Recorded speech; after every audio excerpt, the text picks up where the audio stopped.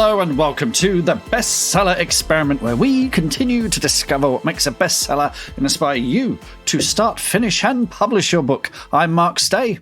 And I'm Mark DeVoe, and today's episode, we have the triumphant return of one of our favourite guests. But before we dive in, we need to tell you about something really exciting happening. If you have ever wondered what writing life coaching is all about, a lot of people say, well, Mark, what on earth is that? Come along to try a taster session next Monday. If you're listening to this episode comes out on Monday, so you better rush over to the website and register to have an hour group life and coaching session with me. And it's a ton of fun, but also it's going to be a great opportunity for you to think about your mindset for 2022. Do come along to that and you can find out what it's all about. Mr. Stay, how are you, sir? I'm in a very good place. I finished a pass on my latest novel. I'm going to let it rest. I'm going to read it again between Christmas and New Year, then send it off to my agent and editor. But, for the moment, it's done. So that's the third Witches of Woodville book, Ghost of Ivy Barn. And so I didn't know what to do with myself this afternoon. So I prepped for the podcast, obviously. Well, as we always do, Mark. I mean, hours and hours and hours of prep that we both do. But in terms of the pass, we talked about passes last week. Was this a nature pass? Was this a twist pass? This was feedback from beta readers pass. One of which is a special guest on the podcast this week. Oh. So let's without whom the book simply wouldn't be as good as it is. So let's talk about Mr. Ian W. Sainsbury, who we do indeed welcome Ian back to the podcast. He previously appeared on episode 238. I'll put on a link to that in the show notes because that is a very, very entertaining episode, also featuring Queen MacDonald.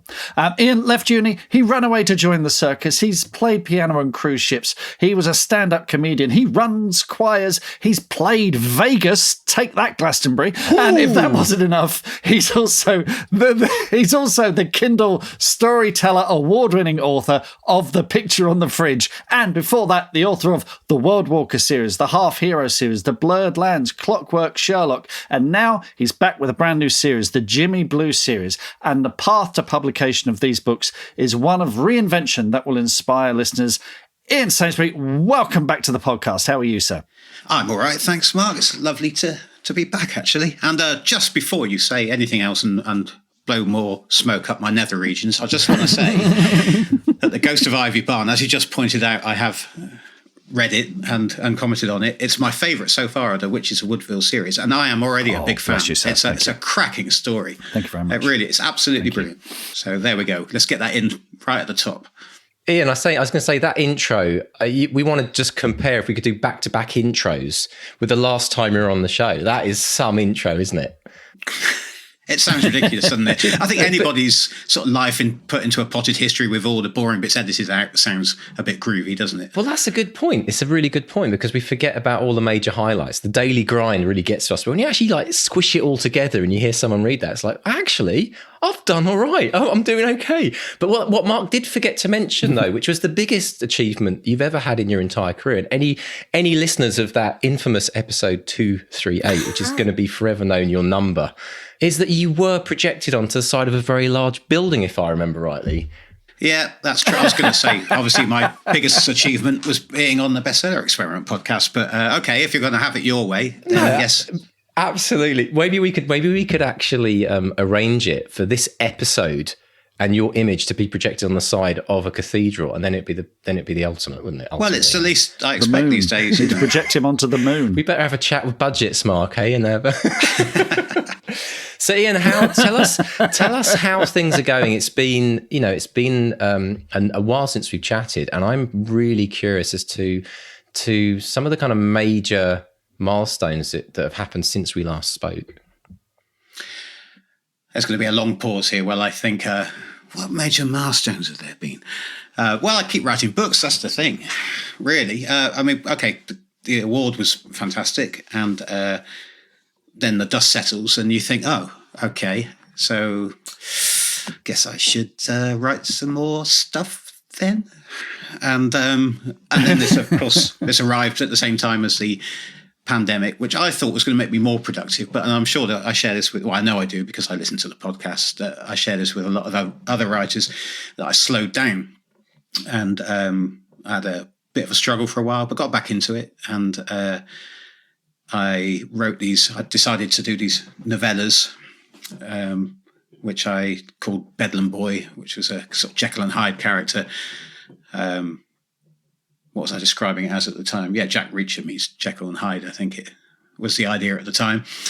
And Amazon were toying with a few bits and pieces of having short novellas out, and which they since moved onto an entirely new platform and given up on the idea, it seems, on this regular platform. So I thought, I fancy a bit of that. I'll write some short episodic fiction and just head on down the road to fame and fortune. Unfortunately, I went around the corner of that road and they stopped building it, and there was just a sign saying no entry. And I thought, okay, so this hasn't worked out exactly the way I thought it might. And it was back to the drawing board. So very long story short, the 3 novellas that I wrote, which has 2 episodes in each, so 6 episodes, I then combined into one new book with a few minor changes. If you've read the original novellas, the changes are minor. And then 2 new completely full-length novels, which I also had an excellent beta reader on, one Mr. Mark's Day. So the 3 novels were released together about a month ago, just over a month ago, I think. But this time it's through a publisher, which I'm sure we're going to talk about in a minute. But so basically I experimented, which I know you approve of here. Absolutely. And the experiment sort of went... So what you do when that happens, using the scientific method, is you try something else. And that's what I'm doing now, because I think the stories work. So it was just the format, and I don't mind having another crack at it. And there's been a name change along the way. Bedlam Boy's become Jimmy Blue, which is a more... I think Bedlam had some sort of Victorian strange connotations, and Jimmy Blue doesn't. For me, it's actually from one of my favourite bands, Delamitri, so that's where the name came from. Delamitri. Oh my gosh, there's a blast from the past. Now, let me ask you, Ian, about Jimmy Blue, because Jimmy Blue, as soon as I hear that, I think character series, and I think that shift from the idea of Bedlam Boy to Jimmy Blue kind of pushes everything into that realm of, the classic, Jack Reacher series, etc. How much of a difference do you feel it's made to just that kind of, it's a minor tweak, but it's huge, isn't it, in terms of the actual kind of marketing of the books? Yeah. It's funny, it wasn't my idea initially. I'll hold my hand up to that. It was during a early meeting with Mark Dawson and James Blatch, who are publishing the book through Fuse Books. And he just said, oh, by the way, I don't like the name of the character, really. What do you reckon? And sometimes someone will say something to you, and even though you haven't thought about it before, you just, a little part of your brain goes, and I did exactly that. I thought, oh, yeah, actually, it's not the most commercial kind of name, is it? I just had it in my head. I like it. It's alliteration. There's this old song, which is really creepy, that goes with it, which I really love and I've loved for years. But then I just put my commercial head, which lives in a drawer and comes out on special occasions for about 10 minutes. And then I have to look for it. Where did I leave it? It's covered in dust.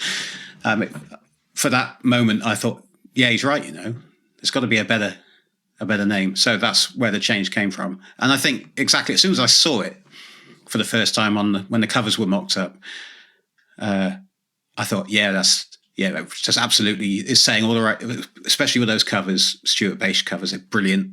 And I thought, yes, it already looks like a successful series. Whether it's going to be, who knows? That's up to the readers, but it looks like it is. And that's important. What's interesting, as you said earlier, is that one word, Bedlam, carries so much weight and expectation to it. It does have that sort of Victorian, almost like an asylum kind of connotation to it. And the covers that you had, which I think are great covers, and they look like thrillers, but also there's something about the color. There's a kind of dark brown sort of color scheme to them, which again I associate with sepia photographs. And you start, and it just takes a couple of little things just to send it just off track, just enough to affect sales. And hindsight is a wonderful thing. of course. But, if you look at the Jimmy Blue novels now, the covers are so striking, so now, so commercial. It's you've got to wonder how many listeners are listening to this thinking, if I just tweak my cover, if I just change one word in the title, I could change everything. Yeah, absolutely. And it's the covers. It's a very common error, and I definitely made it on those covers of the original novellas. Like you say, the sort of browns and golds and oranges, very striking, look quite different, but you don't want different. So this is the cover. Is of course it's there to represent the book, but mostly it's there to grab the readers who read these thrillers. And there's no point putting something that looks completely different in front of them. Not really. I mean, occasionally something like that works, but that's the exception that proves the rule. So I've learned that lesson. And I think I even commented on the BXP Facebook page recently on someone else's cover with exactly the same lesson that I've learned, which is really just if you look at the supermarkets when Lidl or Aldi decide to, I won't say copy, because of course they wouldn't do such a thing, but be inspired by, say, something like Colin the Caterpillar cake, Caterpillar. Then they'll come out with a box and the character that looks very much like the original, but a little bit different. And that's what you want. People go in and go, oh, look, that's Clive the Caterpillar. Yeah, completely different to the Marks and Spencer's one, but somehow I feel confident and comfortable buying it. Yeah. And then if they get it home and they taste it and go, actually, I prefer this to the Marks and Sparks one, and it's half the price. It's half the price, exactly. And here's the thing, though, I think, because, I mean, it's very interesting, because I remember when we originally interviewed you, you talked about how you kind of had tried this idea of a thriller out. This was your kind of first foray into it with Picture on the Fridge. And I think that you now sound like you're full into it. And because it's such a huge worldwide global, I mean, it's probably Mark will probably correct me if I'm wrong here, but the thriller genre is probably one of the most competitive but most lucrative genres that you can get in if you have success in. Are you all in now in thriller? Are you loving being in this genre?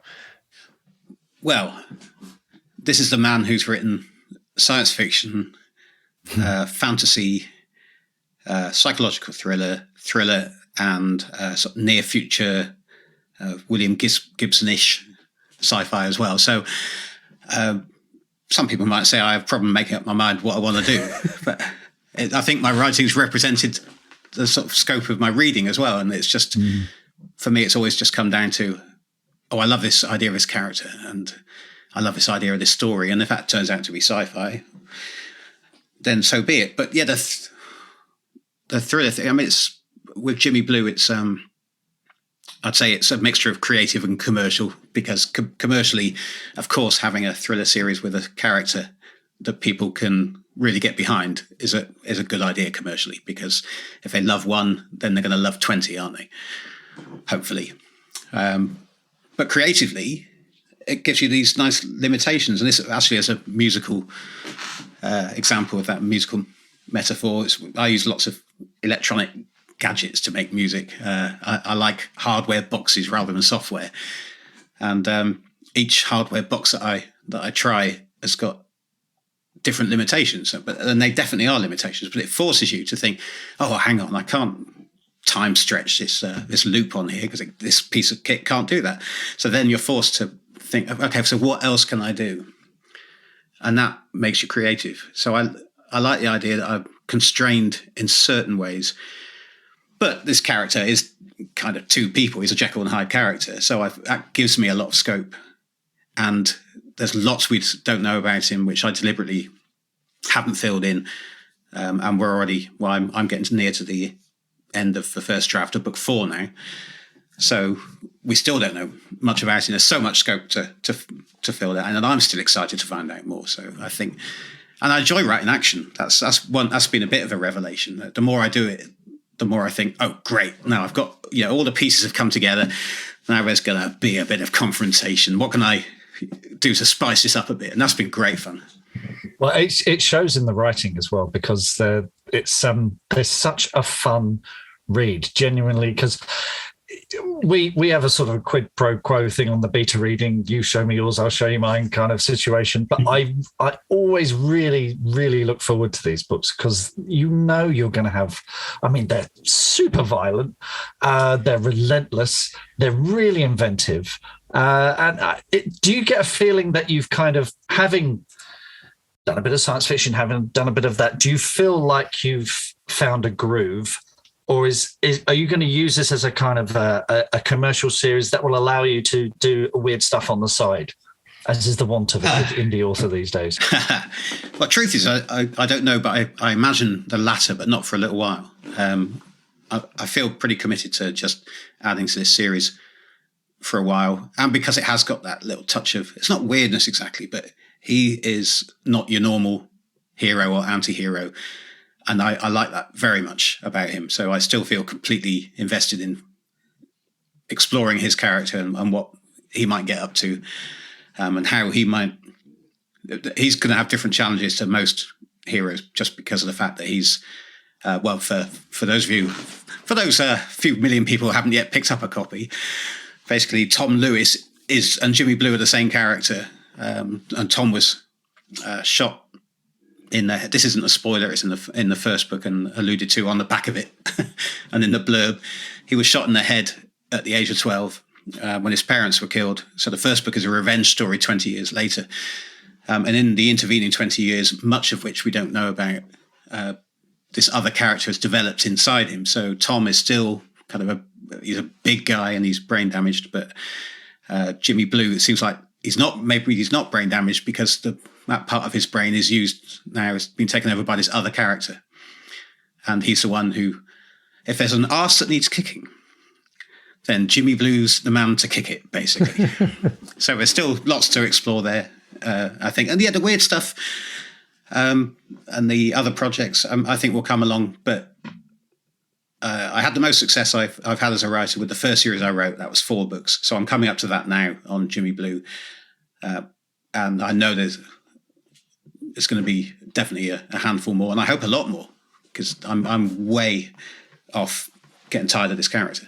Brilliant. Well, that's always testament, isn't it, to how great the books are, is that if the author themselves still loves the character, because, I mean, you know this, don't you, Ian, when you write a piece of music, it's not about, is the track finished? It's, when are you sick of it? It's like, I'm going to release it now. But the fact that it feels like you're falling more and more in love with this character the more you write him, which is brilliant. Yeah. There's plenty more to come, definitely. And I think we've all read long series, some where you read a book which is like number 12 in a series and you think, wow, there's like a fresh idea here and it's exciting and this is amazing. And there are others when you read book 14 in the series and you think, they're phoning it in, aren't they?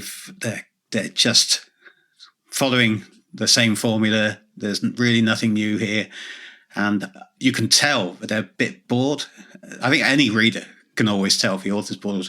You can certainly tell if the author's excited. I hope so anyway. I mean, they might be phoning it in, but they might also be cashing it in. Well, that's a very cynical attitude to stay. You've been around it too really long. I was going to say it's when another author's name appears on the cover. Right, yeah. But yeah, it's an interesting one though, because one of the things I was going to ask you, Ian, though, Mark and I we were discussing this offline actually just the other week, and we said, we must ask Ian about this. When you're writing a thriller and you're from the UK and they say, write what you know. And I'm writing a thriller right now, and I'm in North America, but I'm from the UK, so I know more about the UK. And I'm at this point in the book where I'm thinking, actually, should I base this in the US? How did you deal with that? Well, it came up? Good luck with your thriller, by the way. Thank you. And commercially, yes, you should. Quite possibly, it's a bigger market. And my first 4 books, the World War series, was written in American English, set in America. And various other planets. But it's most of my readers, I think, thought I was American at least for the first book. The second one, they probably thought, oh, this is interesting. This guy seems to have ended up on a small island off the east coast of England. I didn't see that coming. And then the third one, they say, hang on a minute. So the way I've got around it with Jimmy Blue, it's not getting around it. It's always the plan. This was. I thought I wanted the revenge story, which is it's not an origin story. It's just his first sort of steps out into the wider world, starting by taking revenge on the people who killed his parents. So I always felt like to me it was going to be a small but almost claustrophobic story where everything happens in a smaller environment. Although it's quite a big country. Thank you very much. Great Britain. It's not tiny, but most of it happens in London. A few bits happen in other places. It's on the coast of England, and there's a little bit in the Caribbean as well. But mostly, it's focused in London. And I thought that works really well for that. But the plan always was, I thought at the end of that book, what happens next? And I thought I want to get him to America. Because, as I said before about the kicking of arses, it never sounds right. It should be, of course, kick-ass, You can't say kick-ass, but I just like the way it sounds. There are so many more arses to be kicked in the United States. It's about 6 times as many arses. So I thought it's a great idea to get him over there. And there's that tradition of almost anti-heroes who people love to read about in America, going from town to town. I mean, Jack Reacher's the obvious one, but actually the inspiration for Jimmy Blue was, in terms of the going from town to town idea, was the Incredible Hulk, the series. Oh, wow. That's where that came from. I just remember that as a kid. And you got the 2 Hulk outs per episode for budgetary reasons.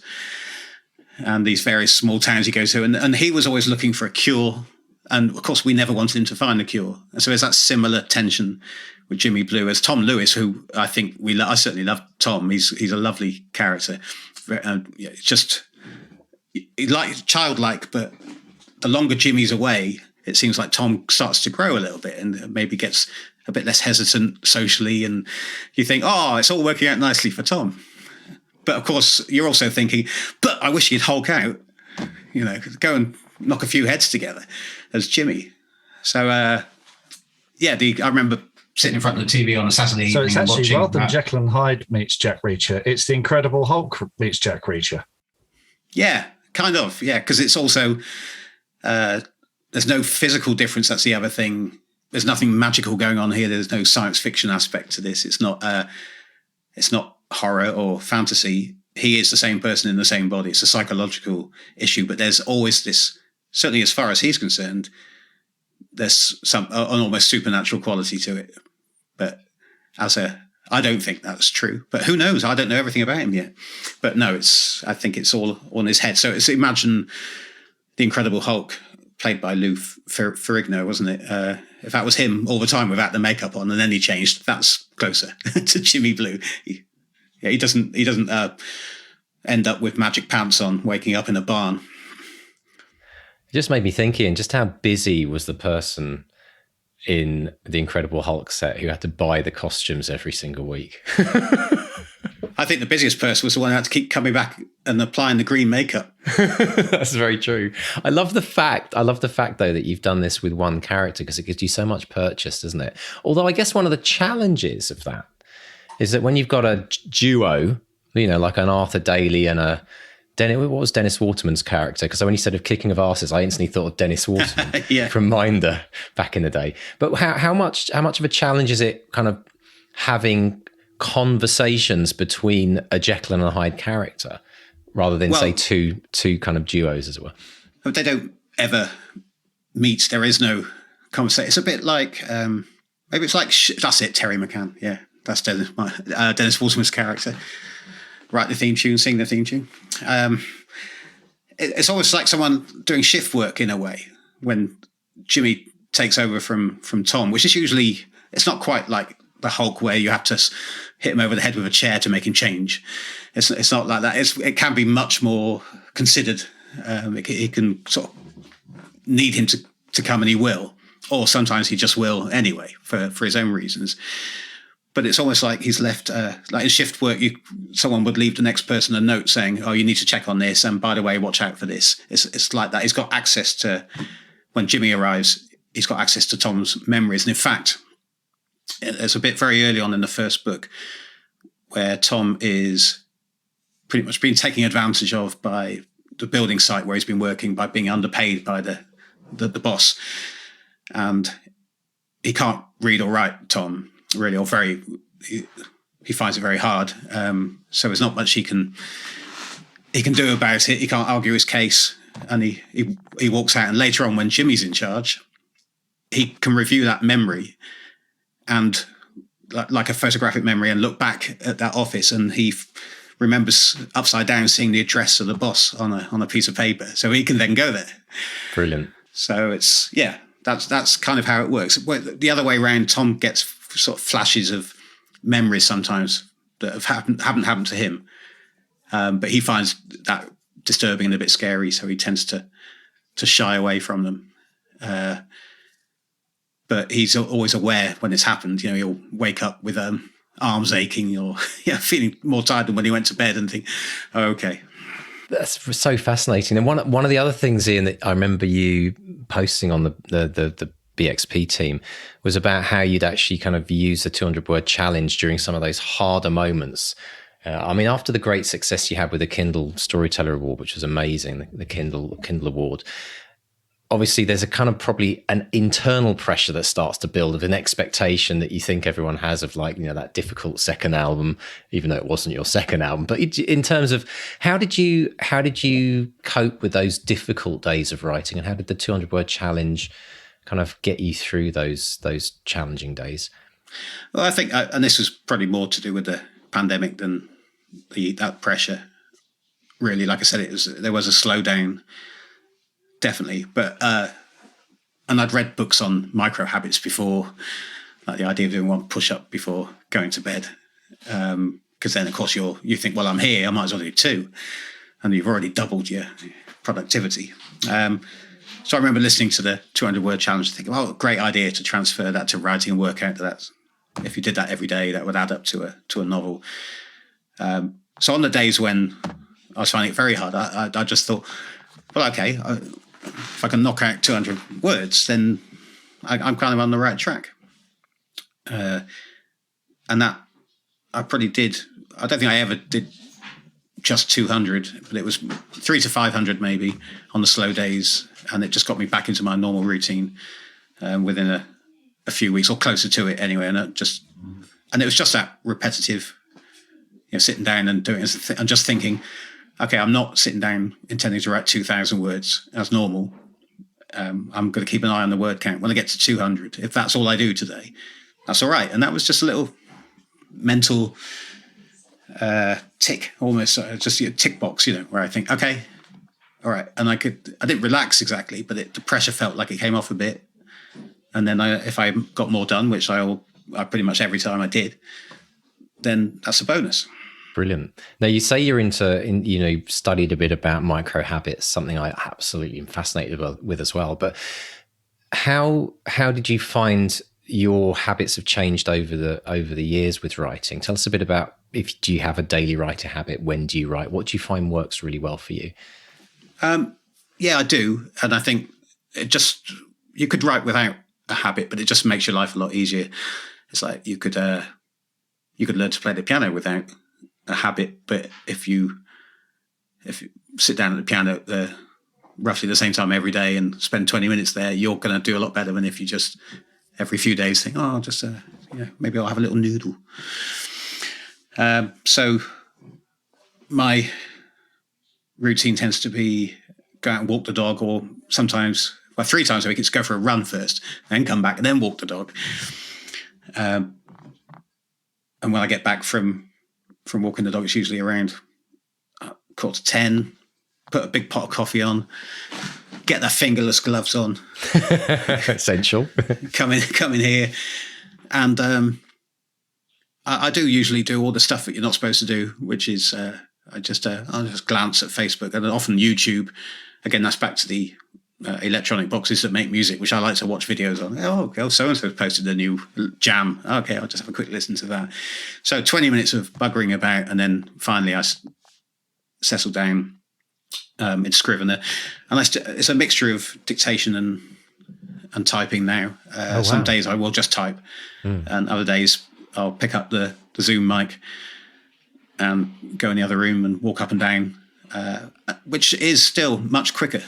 I don't know why I don't do it much more than I do, but if it's, I'm 92,000 words into this draft now, so it's already 15,000 words longer than some of my novels, and I'm just coming to the final confrontation, so it's going to be 110 or more thousand words for this draft.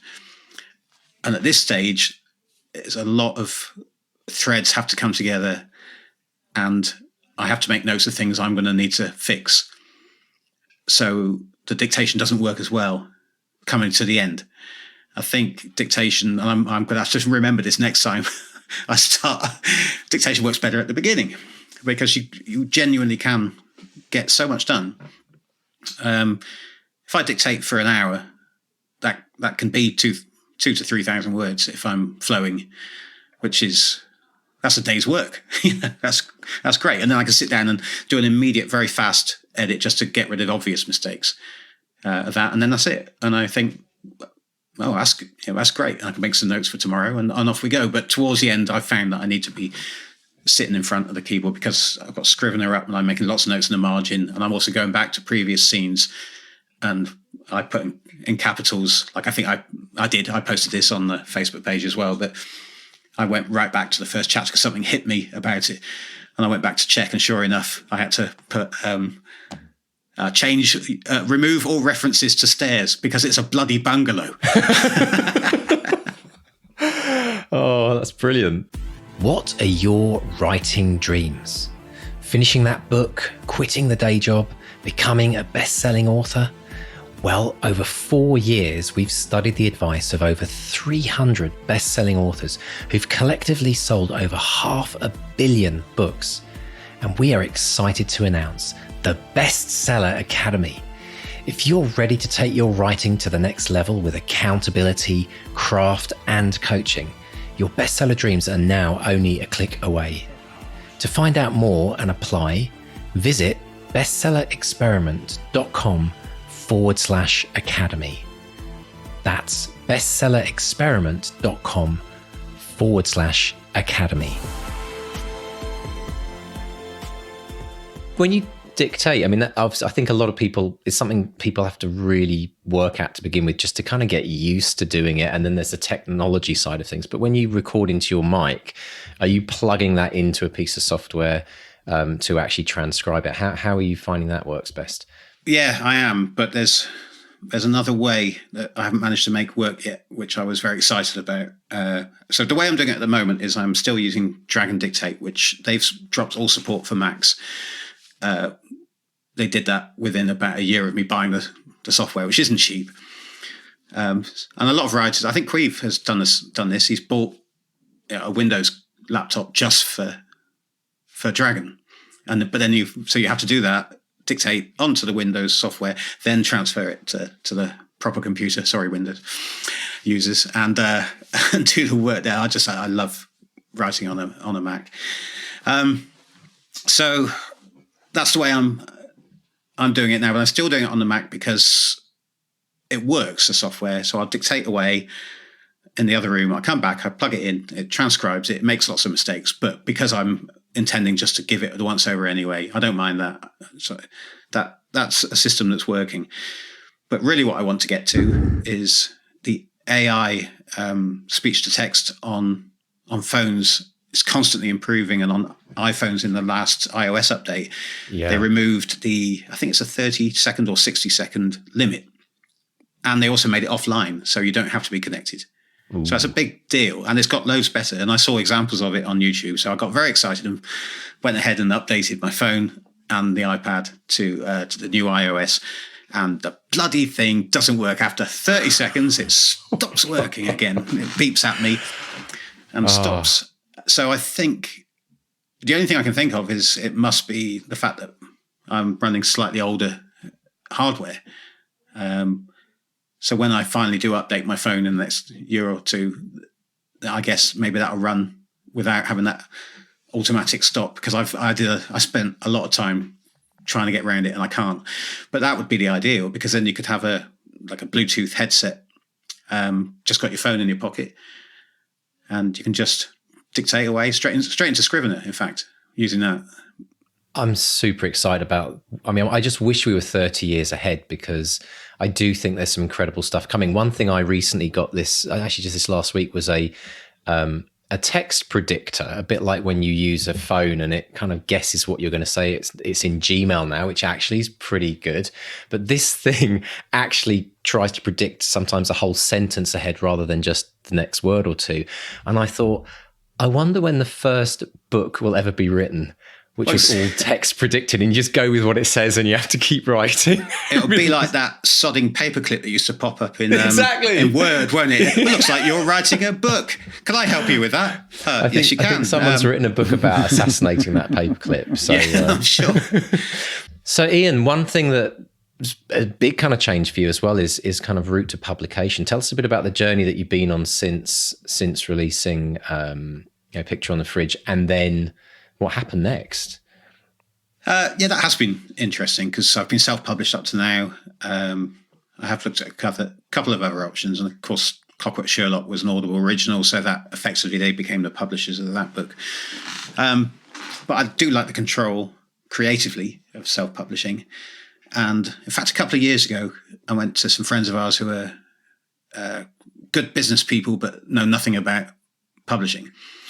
But I said, look at this whole self-publishing world. It's growing, it's amazing, it's a fascinating business, and I'm sure there must be lots of people like me who love writing, and readers like what we do. We got people who asking, when's the next book? They're excited, they're joining the mailing list, they really want to read my stuff, and I'm confident that I can get better and better and put all the work in, because I love doing it at the writing side of things. But then all these successful independent writers talk about these two hats they've got.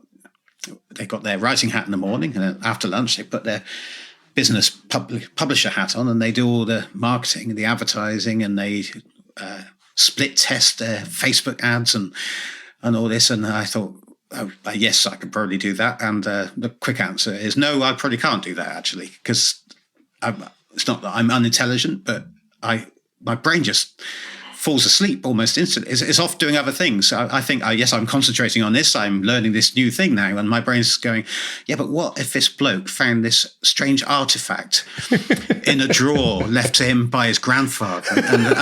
And before you know it, oh, God, So I thought, why don't I just put my writing hat back on in the afternoon? Because it's a good hat. I like it. So I said to these friends, why don't you go and learn how to do all the marketing and advertising? It can't be that hard. And of course, then you can do it for lots of authors.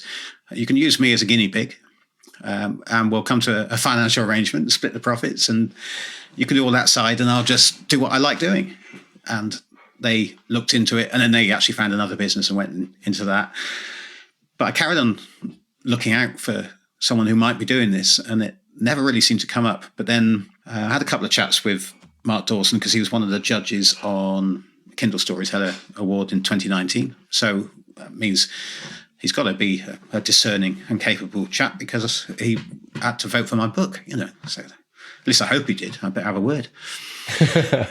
But he and James Blatchy run the business together. So they do these advertising and marketing courses for authors, which are very popular. I think they're probably the biggest providers of that. So they do know what they're talking about on that front. And then they started Fuse Books with an author who had died, actually, and whose parents didn't know what to do with the books, didn't want his books to disappear, because he'd paid for their advertising course as well, which is you then got lifetime access to. So they came to Mark and James and said, we don't know what to do with these books. And they suggested, they talked about it. So, why don't we start an imprint and then split the profits 50-50? And the parents said, sounds good to us. And it gave them a chance to completely rebrand the books, new covers, new blurbs, and do all the things that they sell to other people, the Facebook advertising and marketing, and kind of prove that it could work on someone else's books. Mark is he sold millions of books. So that perhaps when people listen to a podcast and someone says, I'm spending 20 grand a month on advertising, it might not be as relevant if you're writing your first book and you think, well, I've got a $5 a day. What am I going to do? But with Robert Story was the first author. With his books, they could show, okay, we take an existing series that isn't doing so well and we can turn it around. And then they signed Ryan Donovan, who's a lovely chap who writes thrillers, and his series was doing okay, but nothing special. And again, they could show that I've seen the bar chart, and it's ridiculous, the growth once they got cracking on it. And we had talked about, at the time I was doing Bedlam Boy, we had a little chat about one option would be, maybe I would like to go to Fuse Books with it. There were 3 options, I think, and that was one of them. And I decided to do it myself, but the conversation had started. And so when my grand experiment wasn't the earth-shattering success I hoped it might be, I thought it might be worth having that conversation again. And they very graciously picked up where we'd left off, and we talked about it and went backwards and forwards for a little while. And I signed up with Fuse. So I'm the 3rd author on their books. And this is quite nice for them, I guess, in a way, because they get a new series as well. This is they're not taking an existing series and turning it around. They're taking, basically, it's a rewrite of those novellas into one book and 2 completely new books. So they released all 3 at once about a month ago, and things are looking, I think they're straight into profit, which was good. And reviews, it's odd for me because I can't go on my Amazon dashboard and look at the figures. You can't do the refresh anymore, Ian? No, I can't. What? That's really quite strange, but it's good. I knew it was, and that's the way I want it. Actually, is I'm just. There's going to be a period where I'm adjusting, and I'm still adjusting at the moment, where I can focus on what I've always said I want to focus on, the writing, and let someone else do what they're good at, the marketing, the advertising, and finding new readers. And already I can see there are new readers. I think I'm up to nearly 150 reviews on the first book, and in a month that's decent. I'm really pleased with that, and I can see reviews popping up from people who are new. So obviously, a new author to me, and these are really good reviews. So they're finding new readers, and so then you can see. I think it looks like 150 reviews in the first book, and then it goes to about half of that for the second one. So if it's a series, you think the first one they read it, and if half of them think, "Oh, I really like this, I'm going to read the next one," that's a decent read through for first book, because you're finding who your readers are there. And then a read through from book 2 to book 3, judging, I don't know the figures, I'm judging by the amount of reviews. Looks like it's, I would say, maybe 90%. In fact, in America, there are more reviews on the third book than the second, which is bizarre. Interesting, yeah. But it's extremely high read through rate from book 2 to book 3. So I'm doing my bit, they're doing their bit, and I'm kind of quietly confident that this could be a winning formula, and I can just get my head down and write the books. And not be pressing that refresh button, because in some ways there is a pro and a con to that, isn't there? There's the con is that you don't get that little serotonin hit every time you see a new sale, but the pro is you can start working on that RSI in the finger. And actually, if you think about it over an entire lifetime, here's a question for everyone out there in podcast land: over the entire lifetime of someone as an author, could you write an entire extra book if you weren't pressing the refresh button every single day? So at least a reader magnet, like a short story. Well, yes. It goes back to what you were saying earlier, Ian, which is, you try and do that switch of writer in the morning, marketer in the afternoon. And I've tried it. I just don't have the brain for it. I find it boring and unrewarding. I'd much rather be making up weird shit and writing it down, which is what I love doing. And I think there's going to be a lot of listeners who will relate to that and think, okay, who will do my marketing for me? Who will be able to take this on? And I think, we might see a proliferation of, indie marketing services coming up over the years who will be doing exactly that thing. Yeah, well, it's a new kind of publishing, because I've still got that. They trust me to have creative control completely. So I'm still doing everything right up to the final edit. So that's me. And fantastic beta readers and alpha readers, of course. But then from then on, including the cover, that's then, once it's handed over to them, I'm not even formatting in Vellum anymore, which it's not much of a hardship actually, but I'm sending a Word document ready to go, and that's it. I'm done. And there's something quite nice. I haven't quite got used to it, but I mean, I know Fuse are certainly expanding. I think they're opening for submissions, and I think there's going to be a lot more. Like you said, this is a model now. If you can do the marketing and the advertising really well, and I think I've seen other very successful authors, or sometimes I think it's a husband and wife team I heard on a podcast a few months ago who do very well, and they're doing something very similar. They thought, well, okay, hang on, we've got this whole little cottage industry going now. The marketing, the advertising, it doesn't take a lot to then do that for another author, especially if they're in a genre that they already know. So why not take someone else on, and everyone wins with an arrangement like that, really. Yeah. You can have, maybe there'll be lots and lots and lots of small, very small, like micro publishers where they've already got a lot of success in a genre. They're going to pick up a few more authors in that genre and do the same for them. It's like the benefits of a publisher, but without, because getting a publisher to turn something, it's like turning around an oil tanker, but you have that, the advantage of that indie thing of being able to turn around stuff really, really quickly.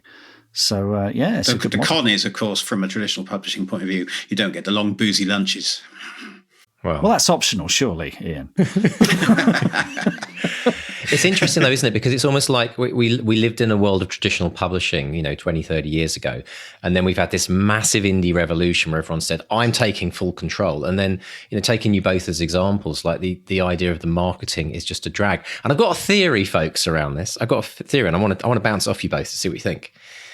When I look at kids today playing on video games, the real world just can't compete, right? It's just. I mean, it's not exciting enough when you get that massive. And I think the same might be true for authors. When we go into that world and we're living in this incredible fantasy world and we're creating this fantastical story, doing marketing and Facebook ads is absolutely like the opposite extreme of that. And you have to have some kind of fascination in marketing and sales to love that. And I think that's probably why a lot of authors, particularly in the author world, there's such a divergence between you're either one or the other, or you're just kind of weird kind of hybrid in the middle, but you're obviously a bit weird and just not quite there.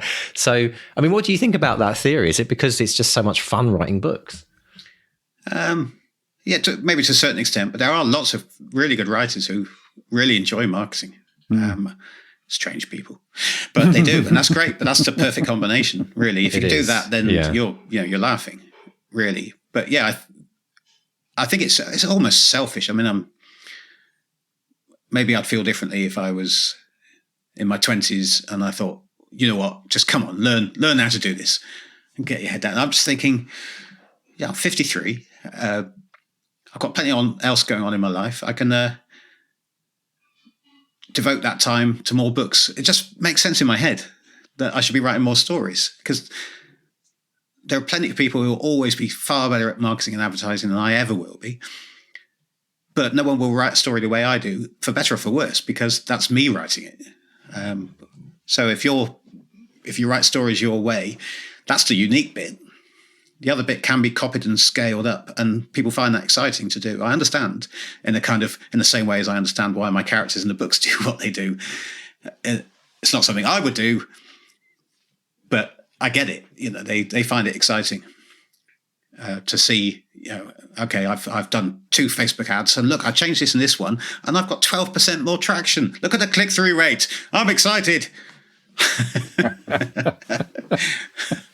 It's fascinating stuff, isn't it? It's fascinating. And I think we're still just at the beginning of this revolution, and it's going to take decades for us to eventually work out what the new publishing world is going to look like and how it's going to be. But I do believe, just like you said, Ian, I think, and Mark as well, like this idea of probably micro publishers who know about readers in a specific genre, but also understand how to market in the online world. And I think that is the key, because a lot of traditional publishers have been having to learn that and then we're all trying to chase along it because it's changing so rapidly. So I think there's a lot of unique skills that are being developed, and it's going to be an exciting time for authors. And hopefully we all get to write more books as more of these supporting teams, if you like, come along and are able to take the book and make it a success out in the world. So yeah, it's fascinating times, isn't it? Be interesting to see if any of the micro publishers get bigger and then get bigger and bigger and become as big as the traditional publishers,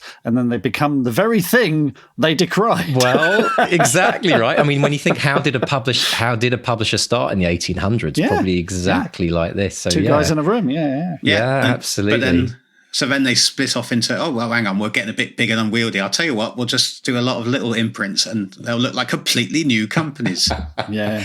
Well, the problem with traditional publishing is they keep hoovering up, or vacuuming up rather, other small publishers to become bigger and bigger so they can square off against Amazon. And it's there's only a handful of them left now. So, yeah, we're in for a very interesting few years. Indeed. Yeah. And we haven't even mentioned the words NFTs for books, which I haven't even mentioned on the podcast before, but I've been looking into this technology for the last 4 or 5 years as technologist. Honestly though, folks, don't groan. No, because it's good. There's something called fractional ownership, and that means that your biggest, and just to kind of preview this for like an episode in 2029, Mark, there'll be a point down the road where instead of writing a book and trying to get it published or trying to get a deal with someone, you can write a book and have something called fractional ownership in that book, which means you might have a core group of, say, 100 people who are your biggest fans, and they want a little piece of your book. And you can, with an NFT, you can actually divide a book up, not yet, but in 10 years, 5 years from now, you'll be able to divide a book up in tiny fragments. It's a bit like owning a little bit of the Mona Lisa if you wanted it. And then if the Mona Lisa became worth something in the future, all the people that supported it up front will benefit. And it sounds like Kickstarter, but it's different because it's all on what we call the blockchain, and everyone's now falling asleep. But it's all like proven ownership, and it is utterly, I'll say this out loud now, it is utterly mind-blowing from a technologist's perspective. And I'm fascinated how this is going to change the book publishing world. If they have a fractional ownership, is it first in, first served? So the people who get chapter 1, can you base their return on investment based on the read through? So if you get chapter 1, they get more money than people who invest in chapter 32. And chapter 1 will probably be more expensive as a share to buy in the book. Oh yeah. It's just bonkers. It's exciting from the writer's point of view, because when people resell, you get paid again. You then have shareholders. You have loads of shareholders in your book, and when you launch your book, all the shareholders want to see the value of that book go up, so they're going to promote it like crazy. So suddenly you've got a marketing department of 100 people who are not doing it just because they love you as an author, because it might actually help pay their mortgage a little bit down the road as well. So all kinds of fascinating things coming our way. But as I said, check in. We'll do this one in about 5-10 years. No, it's too long. I'll be talking months. about it. Yeah, I know. Well, I've seen it happen I've seen it in so many different worlds already. And the book publishing world's always going to be a little bit kind of like, it sits back and waits and sees what happens and then goes, oh, we can do this.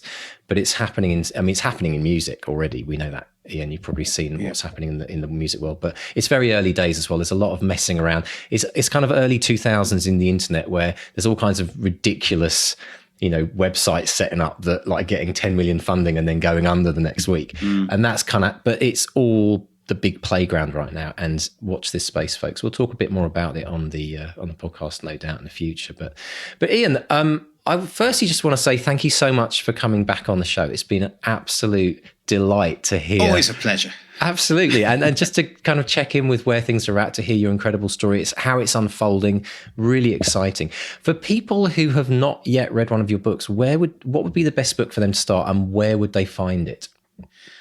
Well, of course, everyone, it's like, you all know this as a songwriter. The best song you've written is the one you just finished. So you don't know for another 10 years if it is. But I would say, start with the Jimmy Blue series, because it's there are 3 books out now. You'll find it on Amazon exclusively at the moment, because it's in Kindle Unlimited for the page reads as well. So that's where to go for that. And all my books are on Amazon. If you like Jimmy Blue, then there's plenty more to dip into. and a few people start to do that, which is nice. But I say, yeah, of course, because it's the new thing and it's exciting. So Winter Falls is the first book, and I don't have control over the pricing. I know it was much cheaper than the others. It was an absolute bargain when it got out there. And I'm not sure if that's changed now, but I'm sure it's still much cheaper than a cup of coffee. So that's the one to grab, and then pick up the rest, or just buy all three at once if you like. Brilliant stuff. And how can people connect with you on social media? Oh, please don't. I'm kidding. No, I'm joking. I am joking. I do like it. I'm actually pretty good at staying in touch with readers. That's one thing I really do like, because who could resist when people say, "Oh, I read your book. I really like it," or "Can you help me with this?" or what advice would you give to so and so? You think, "Oh, that's a nice little fillip in the morning when you're there with your cup of coffee." So I'm in all the usual places: Facebook, Ian W. Sainsbury; Twitter, Ian W. Sainsbury. You won't be surprised by my Instagram handle, so I won't even bother. Or you can just email me, ianwsainsbury@gmail.com. And there's a website with a stunningly unique ianwsainsbury.com name. I think that's everywhere, isn't it? I don't know. I'm probably in places I've forgotten I am. Which is the title of my autobiography, by the way. Brilliant stuff. But Ian, do stick around, because we're going to do a segment now it's a new segment that we have called Spotlight, where people who are like a little bit further behind the curve where you are, we like to promote new upcoming authors that we're really excited about in the Academy. And this week we have the lovely Wendy Coath from London, good old Blighty, London, England, who writes in science fiction, fantasy, speculative, and contemporary. And Wendy was really taken into a world of, she said, the minute Lucy stepped through the wardrobe, I was hooked on fantasy worlds. I'm sure that's for many people a similar thing. Consumed in 50s and 60s science fiction anthologies, and now is widely read on many sci-fi fantasy eras. And today's spotlight on Wendy is that we're promoting the fact that she is looking for an agent for her new book. And her new book is called Chantilly Yogurt. It's a debut novel, light-hearted, speculative romance in contemporary London. And Mr. Stay, in your best London accent, would you like to give us the overview of the book? Blake thinks he's found the perfect face for his client's yogurt commercial, and possibly the next love of his life. He has no idea Moragana is a shapeshifter from the planet Ventura on a mission to save her race from extinction. She's here for valuable work, but what's the harm in having a little fun too? While she is distracted by parties and shopping, a dangerous saboteur is wrecking her research team's plans. When her colleague goes missing, she must decide whether to ask Blake for help or risk being stranded on Earth forever. And Wendy says she's currently writing the prequel and with a sequel planned for a future date. I love that. I love that idea of being stranded on Earth. There's a lot of people right now that probably feel like that. Yeah, it's a nice twist. It's a nice twist on the stranger in a strange land, man who fell to Earth kind of thing. Yeah, brilliant stuff. Sounds fantastic. Brilliant. So if you're interested, if you're an agent out there and you love the sound of that, if that's your thing, then get in contact with Wendy. You can do that by going to Twitter. Her Twitter handle is bychaz, BYCHAZ. And all the best, Wendy, with your amazing novel there. And we hope that you find success with it. And so, Mr. Stay, tell us what else is happening in the world of social media this week. Lots and lots of good news this week. So Rebecca Powell, who's one of our patrons and in the BXP group on Facebook, she said, just found out I've been longlisted in the Caledonia Novel Award. Not allowed to give details, but it's a novel I've been editing and re-editing over the last couple of years, revising with each rejection. So although it's only the long list, this is already huge for me. Dwindling self-belief temporarily restored. Well, huge congratulations, Rebecca. And take note, folks. Editing, re-editing for years. She's been listening to feedback, revising with each rejection. This is, we've said this a long time. This isn't a sprint. It's a marathon. You've really got to hang in there. And Rebecca is reaping those rewards. So big congrats to you, Rebecca. Congratulations, Rebecca. That's amazing news. Great persistence. We had a lovely thing from Laura Regan on the Academy. She says, at long last, I've typed the end on the first draft of my second novel in the Academy. She's done 2 novels in the Academy. Laura says, I'm absolutely elated and happy to put it away for a few weeks after looking at it for so long. I had to give myself a total social media and messaging ban this week to avoid distraction and get it done. And it really worked.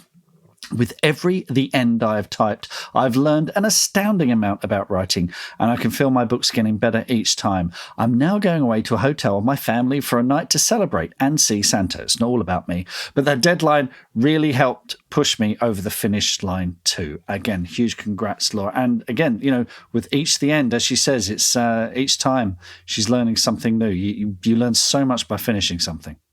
Yeah, absolutely brilliant. Absolutely fantastic. And I love the fact, and this is what we promote and push in the Academy, is you've got to have some form of celebration, and you've got to declare what that celebration is, not just the dream of what you want to achieve, but what are you going to do when you finish? And I love the fact that all her family got to enjoy and celebrate with her, especially this time of year. Absolutely brilliant. So congratulations, Laura. And more good news from Fadzi Kasambira, who is in the Bestseller Experiment group on Facebook. He just put up a screenshot that says, the end, finally done, now to edit the bloody thing. Fadzi, I know, he's got one novel on submission with his agent, which I've read and is breathtakingly good. I mean, you want to talk about Harlan Coben style thrillers. It's just amazing. And I can't wait to read this one. So huge congrats to you, Fadzi. Brilliant work. Excellent stuff. Watch this space with that name as well. You heard it here first, eh? And talking about the long run, I saw a lovely post from Mike Shackle, who, again, member of the BXP group on Facebook. He said, I had this pop up on my Facebook memories today. My wife celebrating me finishing my first book. A timely reminder that this is a marathon and not a sprint. I forgot he'd put that as weird. He must have planted that in my brain. But yeah, this is from 2011. So that's 10 years ago. Wow. Mike finished his first book. And if you recall, he was on the verge of giving up when he heard Joe Abercrombie on our podcast 5 years ago. 5 years on, he's just coming to the end of a 3-book deal with Gollancz. It's an incredible story. So, Mike, we're going to be getting you back on the podcast next year to talk about that, because that's just astonishing stuff. Brilliant. Absolutely brilliant. And thank you so much to everyone who posts up their exciting news and their wins. As we always say, it is our fuel to this podcast. We love to hear your successes and breakthroughs. To balance out, we know it's hard as authors. We can all be real about this. It's what was it that mug I saw on social media? Writing is like riding a bike, but the bike's on fire. It's like that is what we all go through. So many in those quiet moments. So the huge wins, and those might seem all small wins to you, they're always huge to us. So please keep them coming, folks. Absolutely brilliant. I've got a few plugs as well before we finish this off. First of all, people are starting to get their Spotify sort of roundups of the year. So we've had a few people. Ben Andrews, who is at Ben_Ruse on Twitter, my top podcast this year, and we're there in his top podcasts, along with Alan Carr, who's sort of sitting on top of us, and he doesn't appear to have any clothes on. But yes, so let us know if we crop up missing something there, Mark. Your best podcast. Maybe we need a new podcast cover for 2022. And also, on behalf of all your listeners, can I just say, please don't do that. Right, folks, if you would like to support us on Patreon, we will not take our clothes off in 2022. Go to bestsellerexperimentcom/support, or maybe not naked should be the actual URL. We'll do that. We've also had a lovely note from Robin Sarti, who has been working on Indie Author magazine, which is essential reading for indie authors out there. And the December issue is out, and it features a whole bunch of familiar names.